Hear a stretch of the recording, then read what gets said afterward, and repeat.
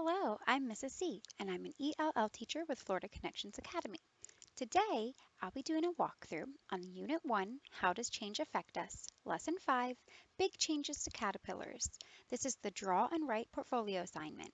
This is a language arts assignment that you'll complete at home independently, then upload and turn in to your teacher for a grade.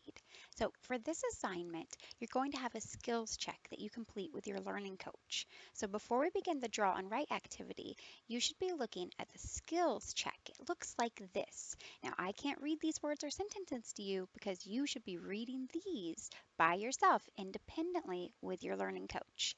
Here's part 1 and here's part 2. At the end of part 2, where it says number 3, do the activity, draw and write, that's what this walkthrough is for. So I'll show you how to complete the last portion of this skills check. For this skills check, you'll need to read or listen to a story titled Otis. So this story is titled Otis and it was written by Janie Bynum. I'll go ahead and read the story to you now. Otis was a very fine pig.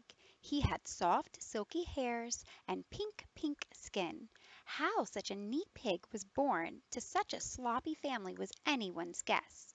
When his brothers played rugby in the swamp, Otis kept score on the sidelines. When his sisters played tag in the wallow, Otis counted buttercups in the grass. Otis tried very hard to remain a spotless pig. But making friends wasn't easy. His mamma told him, "Some day, Otis, you will like the mud." And Otis replied, "Oh, mamma, I don't think so." Otis imagined mud oozing around his hooves, making a sticky, sucky noise as he lifted one foot, then the other. He imagined mud drying on his skin, leaving dirty patches all over his pink body. Even when he did his chores, Otis managed to stay clean. While his brothers weeded the corn, Otis hauled the weeds away, careful not to get a spot of mud on his pink self. While his sisters picked the ripe corn, Otis sorted the good ears from the bad, making sure not a bit of dirt soiled him. Otis was lonely. All the other pigs loved mud, but no matter how hard he tried, he just couldn't stand the stuff. His papa told him, "Some day, Otis, you will like the mud." And Otis replied, "Oh, papa, I don't think so."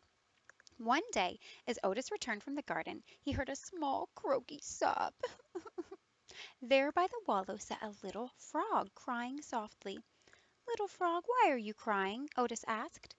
"I've lost my favorite ball in the middle of the mud," Little Frog said. "Well, that's not so bad. Go get it," Otis said. "But I can't cross the mud," Little Frog wailed. "Why not?" Otis asked. "Frogs love mud and all things swampy." "Not this frog!" Little Frog cried. "Please wade in and get my ball," he begged. "Pigs love mud and all things sloppy." "Not this pig," Otis replied. Little Frog stopped crying and croaked a little laugh. Otis oinked a little giggle. "I have an idea," Otis said. "I'll hold on to this branch, and you can hop out to get your ball." "That's a fine idea," Little Frog said, and that is what they did. The rest of the afternoon Otis and the little frog tossed the ball back and forth on the nice, clean grass. And from that day on, the two friends played together everywhere, except, of course, in the mud. So all stories have a beginning, middle, and end. For this project, you're going to print out the draw and write portfolio assignment. Looks just like this. And you're going to draw pictures to show your teacher what happens in the beginning, middle, and end of the story. So right here for the beginning, who do I have a picture of? That's Otis, of course, right? We meet Otis in the beginning of the story. And I drew some little lines around him to show that he's sparkly clean because Otis does not like the mud. If you turn the next page, you have the middle, and it wants you to draw another picture. So what happened in the middle of Otis? A few things happened, right? But I think the most important thing that happened is the little frog lost his ball in the mud, and I drew some tears like he's crying because he's so sad. If you turn to the last page, it says the end. Draw a picture of what happens at the end of Otis. So I drew a picture of the two new friends playing ball. It said they played together every day. So you could draw a picture of them playing something different. But I did the ball since that was what they actually found in the story. Below that, you have a little bit more to do. It says write the beginning, middle, and end. Make sure these are your own words, but here's an example that I wrote. In the beginning, Otis the pig had no friends because he didn't like mud. Next, he met a frog who was sad that he had lost his ball. The frog didn't like mud, so he's the same as Otis. Last, they became friends and played. Those are my words, but you can write something similar about the beginning of the story, the middle of the story, and the end of the story.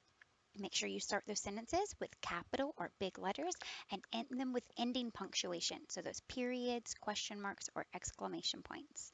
Once you do that, go ahead and upload your draw and write assignment to that portfolio for your teacher, and he or she will give you a really good grade. All right, I'll see you next time. Goodbye.